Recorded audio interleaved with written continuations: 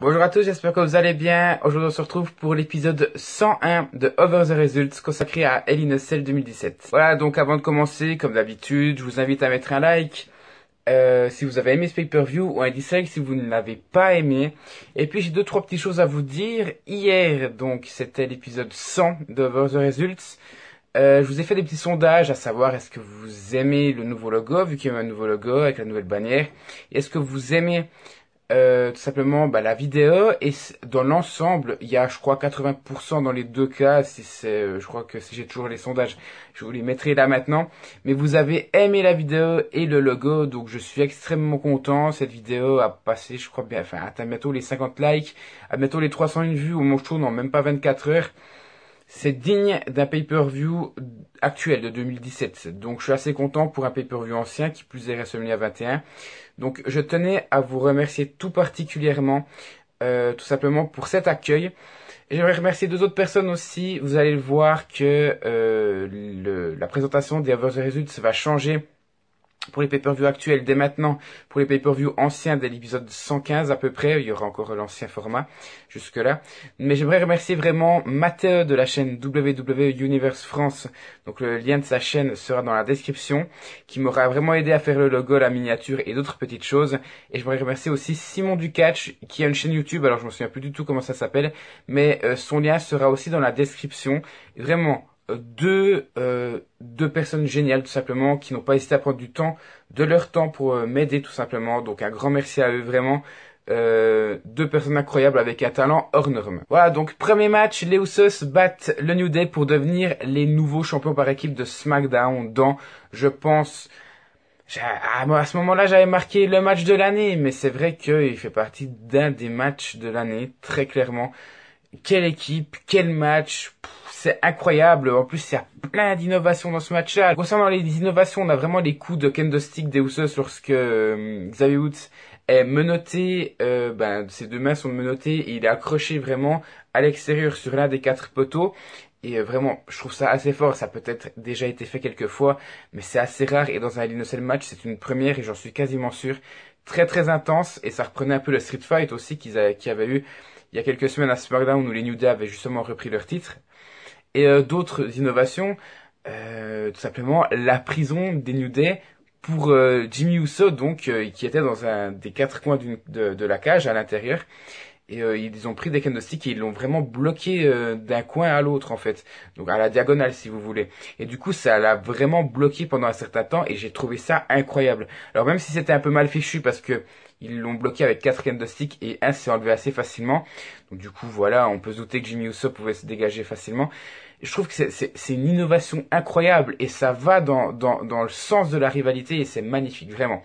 Maintenant, et j'ai marqué brutalité folle, encore une fois, comme j'ai dit, ça reprend le Street Fight. Mais, pour moi, ce qui est dommage, j'ai failli mettre un 11. Vous le voyez, j'ai mis 10 sur 10. Pour moi, c'est proche du 11. Ce qui me dérange, en fait, c'est que si c'était un Street Fight match, on n'aurait pas eu quelques spots.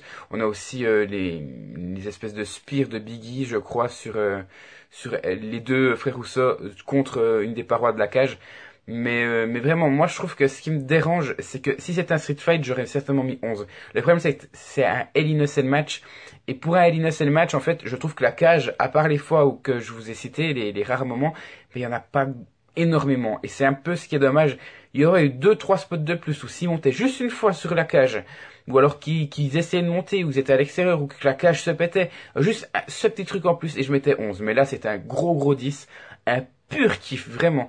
Ce match-là et le dernier, donc les deux Hell in a Cell matchs de cette année, seront incroyables, et vraiment, ça fait énormément plaisir de voir un match pareil, qui plus est pour les matchs, pour les titres par équipe, pardon, mais c'est pas grave, on est habitué, entre guillemets, avec New Day et les Usos, donc ça fait vraiment plaisir. Et comme vous le voyez, comme je l'ai déjà dit, j'ai mis la note de 10 sur 10.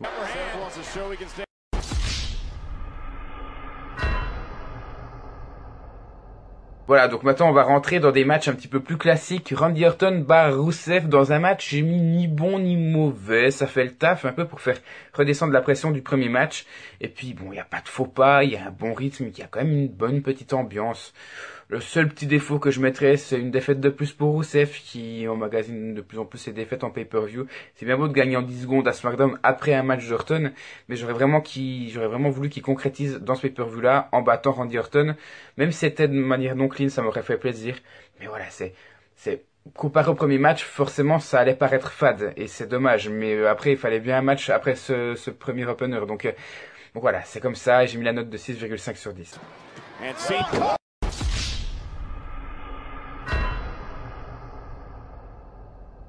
Troisième match, Baron Corbin bat Ty Dillinger et AJ Styles pour devenir le nouveau champion des États-Unis dans un match vraiment plus que correct et vraiment très très long, ça fait très plaisir. Franchement, j'ai vu que la plupart des gens soit l'avaient aimé, soit l'avaient détesté en fait. Mais je comprends pas comment on peut détester ce match-là parce que déjà, premièrement, on devait avoir un Corbin contre Styles en match simple. Après, on a l'ajout de Ty Dillinger.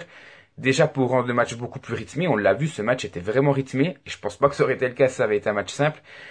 Et bon, après, on aurait très bien pu se douter aussi. Moi, j'étais sûr que Corbin allait gagner dans le sens où Dillinger était là pour permettre à Corbin de gagner le titre sans devoir faire de pinfall à AJ Styles.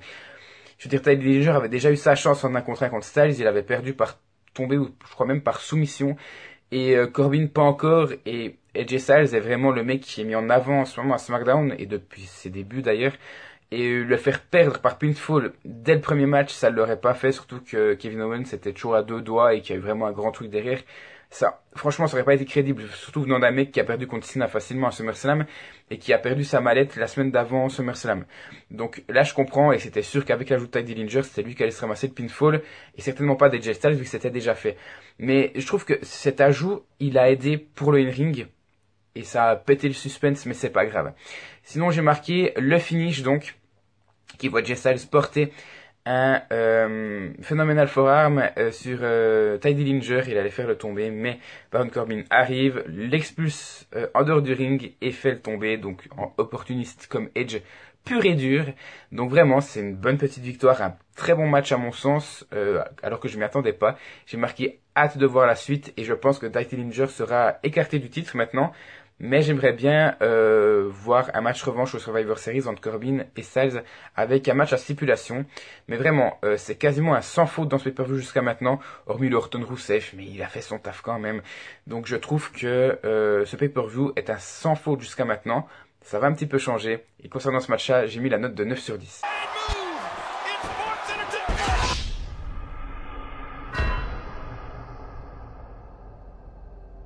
Quatrième match, Charlotte bat Natalya par disqualification dans un match assez bon avec un finish assez merdique. Donc Natalya conserve son titre féminin de SmackDown vu que ça se termine par disqualification. Et j'ai marqué, franchement, elles font le taf. Beaucoup de personnes avaient critiqué ce match-là, je trouve, et j'ai vu d'ailleurs sur Twitter Ghost Rider qui a dit, je crois, sur Catch Lutte, que ce match était nul à chier. Alors je suis pas vraiment d'accord, c'est vrai que durant la première partie on se fait un petit peu chier quoi, je veux dire là c'est le moment d'aller pisser un coup, mais je trouve que c'est pas mauvais en fait, c'est juste que mais tout comme le Orton Rusev, ça suit un match plutôt bon.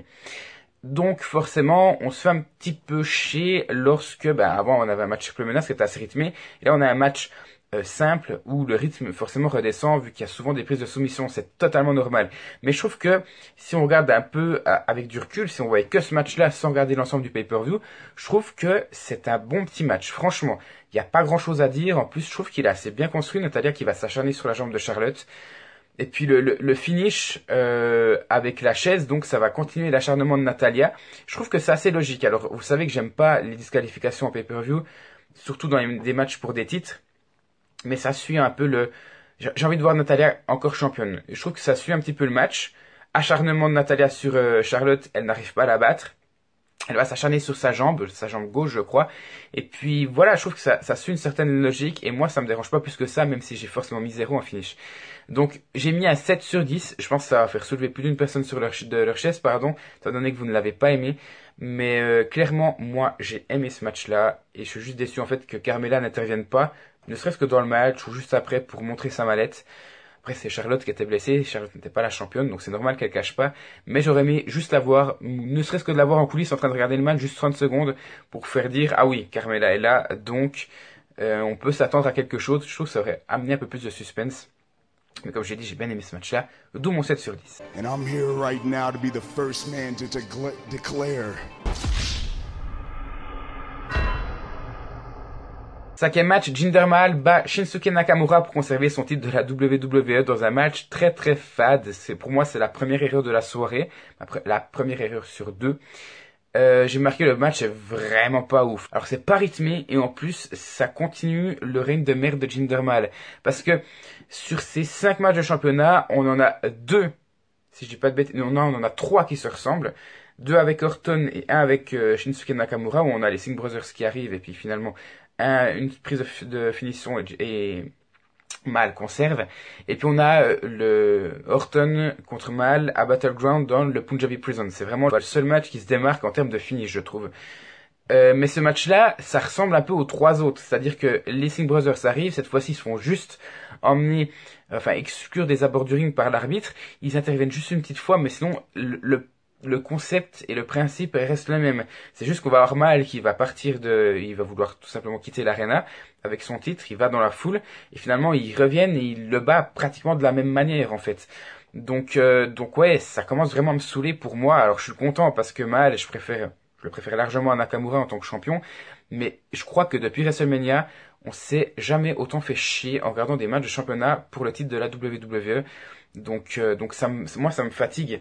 Et puis en plus c'était mon 100e match pour le titre de la WWE que j'analysais cette fois-ci. J'avais envie de fêter un peu ce cap-là. Finalement, pour moi c'est le 2e plus mauvais match de la soirée. Donc franchement ça me déçoit. Même s'il est meilleur que ce qu'ils nous ont proposé à SummerSlam. Et puis ce qui me déçoit encore plus, c'est que Nakamura a eu, même si je suis pas forcément fan de ce qu'il propose sur un ring, il nous a vraiment opposé de beaux matchs et de belles résistances face à des grands lutteurs à NXT. Et là, une seule prise de finition et c'est terminé. Donc Mahal, en fait, il est en train de nous faire une Lesnar, c'est-à-dire ils ont envie de crédibiliser sa prise de finition. Je sais pas pourquoi, surtout que je la trouve pas ouf du tout. Mais bref. J'ai pas aimé et je sais que par exemple Marius va surtout vraiment venir et puis il va me dire ouais mais tu rigoles, il était très très bon. Je suis pas fan, voilà, j'apprécie pas, je trouve qu'il y a pas d'alchimie et je suis pas emballé. C'est pour ça que j'ai mis la note de 5,5 sur 10.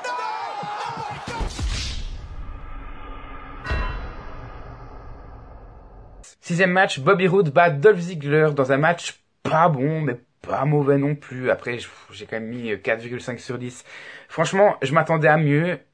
Pour moi, il y a un problème. Déjà, c'est le temps. Je pense qu'il y a eu un problème de temps parce que 35 minutes de trop dans ce pay-per-view. Bref, ça en valait la peine, mais je trouve que ce match-là aurait dû être en pré-show. Alors, c'est con de dire ça de ma part parce que Bobby Roode, c'est son premier match en pay-per-view. Et le mettre dans le pré-show, ça aurait été merdique. Mais le match du pré-show n'est pas un match qu'on attendait. Et il y avait un match à enlever, et s'il fallait en enlever un, c'est en tout cas pas le match pour le titre de la WWE qu'on va mettre dans le pré-show, même s'il est mauvais.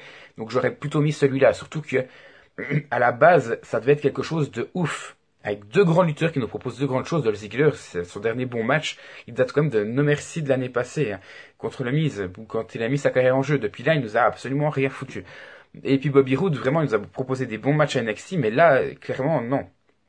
Donc est-ce qu'il y a une mauvaise alchimie entre les deux? Est-ce qu'ils auraient pu faire quelque chose de mieux? Moi je pense que oui. Et puis le finish qui pue littéralement du cul, je suis désolé, mais comment on peut faire des petits paquets et faire des roll-up à chaque fois et au bout d'un moment il y en a un qui passe parce que Bobby Roode qui est censé être face prend le pantalon de Ziggler pour l'aider à faire le tombé final. Je suis désolé, moi ça me plaît pas, en plus comme j'ai dit c'est son premier match, il gagne par petits paquets, mais sérieusement. Voilà, je pense que Dolph Ziggler a plus, enfin surtout qu'après le match, Dolph Ziggler a porté son zigzag sur Bobby Roode. Donc je trouve que Dolph Ziggler est crédible. C'est lui qui paraît comme l'homme fort dans ce match-là. C'est con alors que Bobby Roode, son premier match, il avait besoin d'être crédibilisé. Dolph Ziggler, limite, il va bientôt partir, donc on s'en foutait. Même si je l'apprécie. Donc non. Non, je suis pas emballé, je suis désolé, je trouve ça mauvais, c'est une mauvaise décision, mais je pense que ça s'explique tout simplement par le fait qu'il manquait du temps et qu'il fallait tout simplement se dépêcher un petit peu. Dernier match, Kevin Owens bat Shane McMahon dans un Hell in a Cell match, et je vous le dis d'avance, j'ai mis 11 sur 10. Je vais m'expliquer pourquoi. Je trouve que ce match est excellent. Alors, il a plusieurs défauts. Vous allez me dire c'est un 11 sur 10 subjectif. Et en même temps, des 11 sur 10 objectifs, ça n'existe pas. Sinon, ça s'arrêterait à 10. Un très bon 10. Mais je trouve que ce match est très bon. Déjà, on a une première partie intense, brutale dans le ring. Et aussi une partie technique, enfin une bonne partie in-ring sur le ring. Et après, on a la partie False Count Anywhere, même si ça s'était déjà un peu passé autour du ring dans la cage, notamment la Cannonball de Kevin Owens sur la table lorsque Shane McMahon s'enlève. Enfin, il y a plusieurs bons spots à l'extérieur du ring, mais dans la cage, donc au bout d'un moment, on a en dehors de la cage, et là, c'est encore un niveau en dessus. Je trouve que ce match prend de l'ampleur, encore plus de l'ampleur au moment où ils sont sur la cage. Et vous allez me dire, ouais mais Jordan, c'est nul en fait ce qui se passe sur la cage. Mais oui, forcément, on a une partie tellement bonne sur le ring que en dessus, mais vous imaginez la hauteur, et même moi je pense que je courrais pas, je serais pas autant vif, je serais pas autant rythmé. Ils risquent leur vie les mecs, hein. J'ai vu qu'il y a des gens qui disaient que c'était un peu nul ce qui se passait niveau in-ring. Mais il faut bien se rendre compte que, je sais pas, un croche-pied sur une de ces parties de la cage, un des cadres de la cage, donc au sol, il tombe, enfin il trébuche, il tombe en bas de la cage et c'est terminé. Donc, hein, je veux dire, il y a que Shane McMahon pour faire ça, hein, il y a que lui qui a cet arrêt. Ça arrive dans la vraie vie, enfin dans la vraie vie, oui, ça arrive dans la vraie vie, mais ça arrive par accident. Je suis pas sûr que Owens ou Shane McMahon en ressortent vivants. Et c'est aussi pour ça que le match, mais forcément, il y a un peu plus de retenue en haut, parce que imaginez que la cage se brise, ça devrait pas arriver. Mais comme je crois que c'est Mankind, Cactus Jack contre Triple H, imaginez ce genre de choses, quoi. Je veux dire, c'est pas censé arriver, mais je peux comprendre qu'à cette hauteur-là, moi je ferais pas le malin. En tout cas, je ferais pas genre une pop-up powerbomb. Jamais j'aurais été à la place de Shane, quoi. Vous me donnez un milliard, jamais je le fais. Même moi, j'étais comme Shero dans ce pay-per-view. C'est-à-dire que j'étais vraiment pas bien. J'étais en PLS quand je les ai vus là-haut et ça durait. Et autant j'avais envie de m'endormir parce que j'étais crevé, autant là, putain, tu peux pas dormir quand tu vois ça. T'as juste peur pour eux, quoi. Tu te dis, c'est pas... Moi, je suis toujours à réclamer de la brutalité, du sang. Plus c'est brutal, plus c'est violent et plus j'aime. Autant là, je faisais franchement pas le malin. Et puis on a le finish, entre guillemets, donc Kevin Owens qui tombe sur la première table des commentateurs depuis la moitié de la cage à peu près, lorsque Shane McMahon simplement le tabasse contre la cage. Et puis il va le mettre sur le deuxième table des commentateurs, il va remonter, et là, mon Dieu, on se dit, putain, il va refaire la même connerie. Kevin Owens va s'enlever, il va sauter, Kevin Owens va s'enlever, et oui, ça s'est passé comme ça. Donc, bon, c'est un petit peu un remake de ce qui s'est passé à WrestleMania 32 entre Shane et Undertaker, mais là, ce qui est différent, c'est que Kevin Owens s'est enlevé, mais pas tout seul. Et c'est ma partie préférée, et c'est ce qui fait que je mets 11 sur 10, parce qu'il y a la controverse en plus. Je trouve qu'on a beaucoup trop de points pour que je laisse à 10 sur 10, même si techniquement et in-ringement, si je peux dire ça comme ça, le match en opener est clairement meilleur. Mais finalement, qui enlève Kevin Owens de la table des commentateurs et qui le sauve, qui est son ange gardien? Eh ben, c'est Sami Zayn. Et je suis tellement content. C'est un heel turn. Finalement, après, il va mettre Kevin Owens sur Shane McMahon. Et je trouve que c'est très fort parce que les deux amis, les deux anciens amis, les deux ennemis se réunissent à nouveau et ça fait plaisir. Et de voir Zayn, je vous le disais, mais Zayn, il est fait pour être face. C'est clair. Putain, sa tête. Sa tête. Putain, sa tête. C'est incroyable. Ce mec est bon, hein. Pour le moment, en termes de jouer le heel, il le fait très très bien. Alors j'ai hâte de voir SmackDown mardi. Mais vraiment, j'ai envie d'avoir une association entre Owens et Zayn et qu'il n'y en ait pas un qui soit en dessus de l'autre comme Jerry KO, ça m'intéresse pas. Donc j'ai vraiment hâte de voir. Shane McMahon, putain, grand respect à lui encore une fois. Ce mec est juste barge, il fait ça devant ses enfants, pardon, et devant sa femme. Et le mec aurait pu se tuer à n'importe quel moment, donc vraiment gros respect à lui. Il est incroyable.